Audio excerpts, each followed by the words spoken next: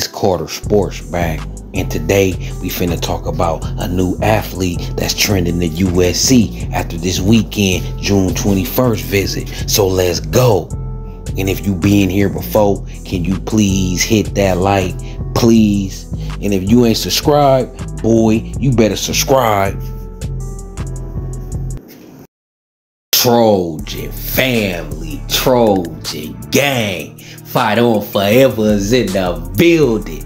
And today we gonna talk about this kid that been trending to USC since he took that June 21st visit, and he's crystal ball to come to the land of Troy. You hear me? You got Kendarious Reddick, a safety out of Georgia. Now this kid can ball. This kid could be a possible replacement for Drake Stubbs. You hear me? Because Drake Stubbs been flirting. He ain't decommitted, but it's smoke around him decommitting. And after Justice Terry and Isaiah Gibson decommitted, we got to have a backup plan. We got to be flirting too. You know what I'm saying? We got to do what we do too. So USC is looking at this kid, Kendarious Reddick. He ain't no chop suey either. He ain't no, secondary choice. This kid is a 4-star. He's a baller. USC was after this kid before Drake Stubbs started flirting, but that's why his recruitment right now is even more important, because our top safety so far, he looking at other places,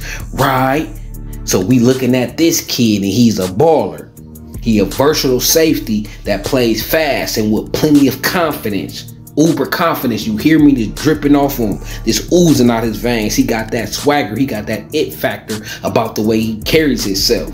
This kid tipped the scales at roughly 5'11", 170 pounds after his sophomore season, and tested reasonably well on the lasers. Has operated primarily out of a cover 2 heavy system in one of the Peach State's highest classification in producing, having totaled 127 tackles at the highest level of football in Georgia, and 4 interceptions in 27 career varsity games, according to Max Preps. I say that again. He plays in Georgia's highest classification, producing 127 tackles and 4 interceptions in 27 career varsity games, according to Max Preps.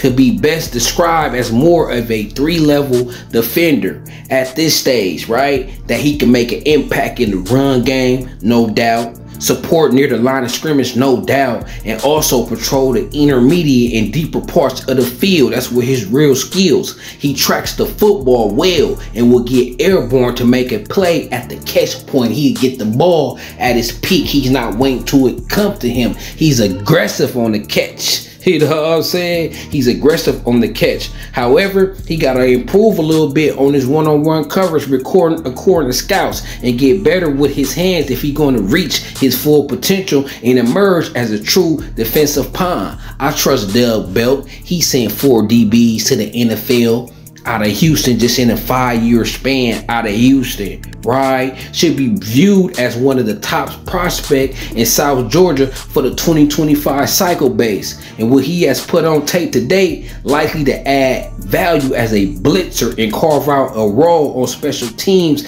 given his physical play style. He's projected as a multi-year starter. Like I said, this kid good at blitzing. He good at helping at the line of scrimmage, applying pressure on the quarterbacks, all that in the run game. Traditional safety that I like. I like safeties that got linebacker qualities, and this kid got it. And he a missile. He ain't even tailor-made size, but he played with heart and uber athleticism. Got good speed, long strides. He be covering ground quick.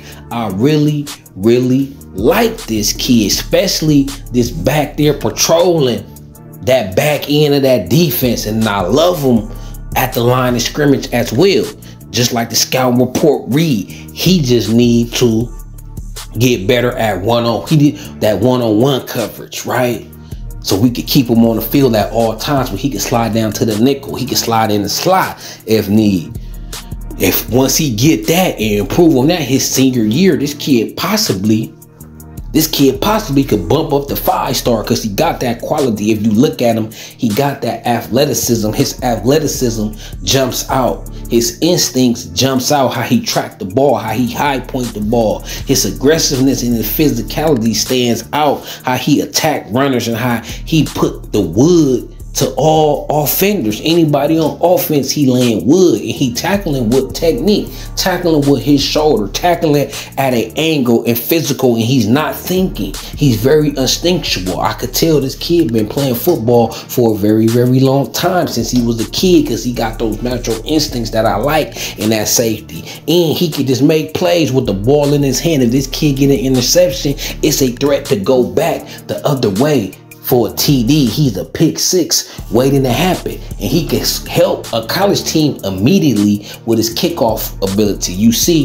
his film, his kickoff and punt return ability is 4-star as well, just as dynamic as well. If this kid was just a kick returner and a punt returner, he would get offers from Power 5 schools because he's that good. He'll see a hole, put his foot down, and he gone. And he also can cut on the dime. He's very decisive on everything he do on defense and offense. So I know that kid out there is vibing. He feel the game come easy to him. And when you got a player, when the game come easy to him, then them be the easiest players to coach up. And he out there, you already coach players not to think and react and rely on their keys and their training, and he already doing that. I could tell at a high school level. So if I'm Doug Belk and I'm USC, I'm offering this kid too, like they did. Now he trending. So let's see if we could get a commitment and stick with that commitment. But hey, just like I said, we lost Isaiah Gibson. Hayden Lowe was already there for his replacement. We lost Justice Terry. Can we get Elijah Griffin? Can we get Josiah Sharma? Can we get some of them local kids to replace that? And we might lose Drake Stubbs, but we already got somebody right here that's filling USC, and we filling them.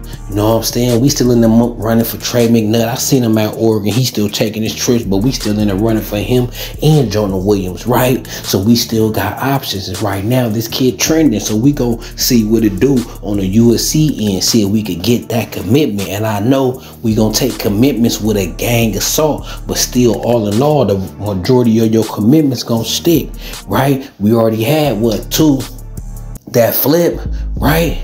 We already had 2 that flip. I believe that the majority of most classes don't flip. I believe most kids don't flip. So we can't get sour and ignore every commitment. If this kid commit, let's be excited about it, right?